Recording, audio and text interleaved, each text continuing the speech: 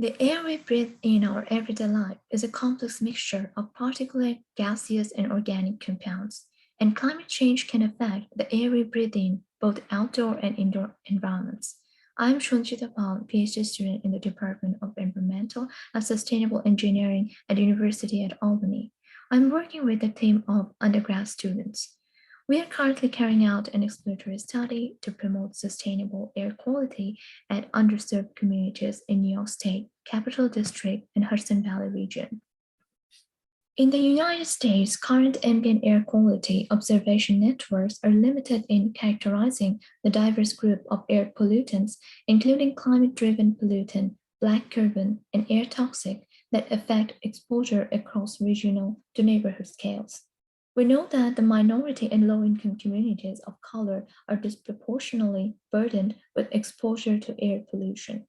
Community or society can achieve a sustainable air quality when our air quality meets the national ambient air quality standards and when air pollution poses no significant threat to our sensitive population. To identify and characterize environmental justice community, we use the New York State Department of Environmental Conservation DSC's GIS tool for potential EJ areas.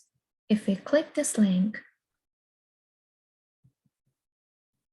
we can zoom in here and we can see the potential EJ areas in gray or light blue color. We can further zoom in to identify the Albany here, then down below the Kingston and also Newburgh. All are potential EJ area in the Hudson Valley region. To characterize the environmental justice communities, we use the EPS EJ Screen tool.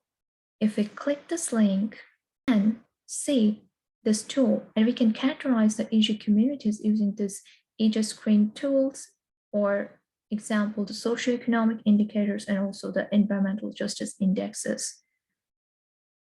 Almost all selected communities are marked as low-income ones being affected by traffic and hazardous facility proximity to the national percentiles over 80%.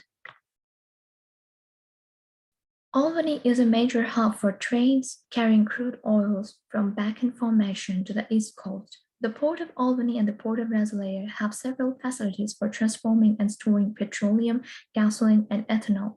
There has been growing health concerns among the people living in the environmental justice communities, for example, Ezra Prentice neighborhood.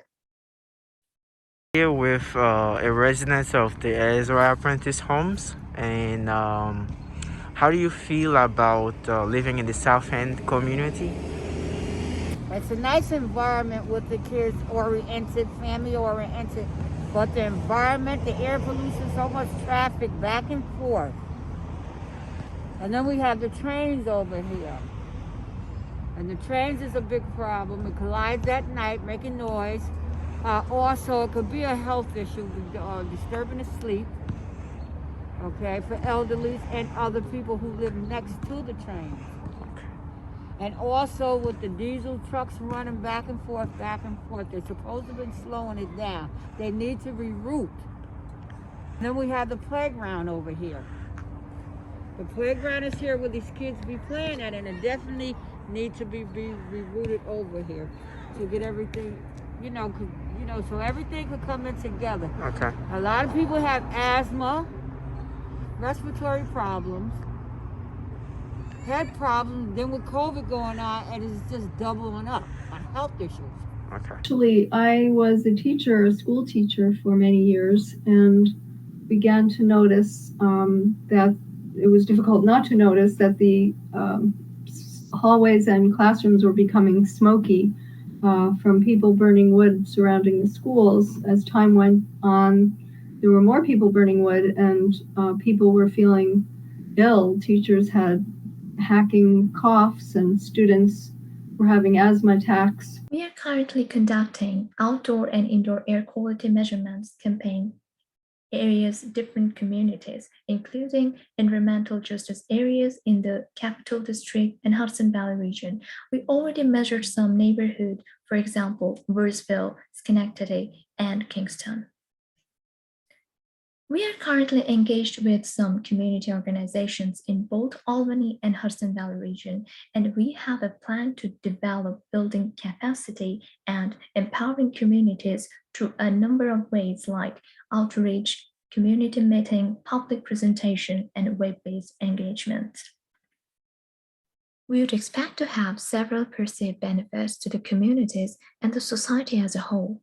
For example, the residents in underserved communities will have increased knowledge about air pollution problems and how they can make action to reduce their exposure to air pollution and health risk.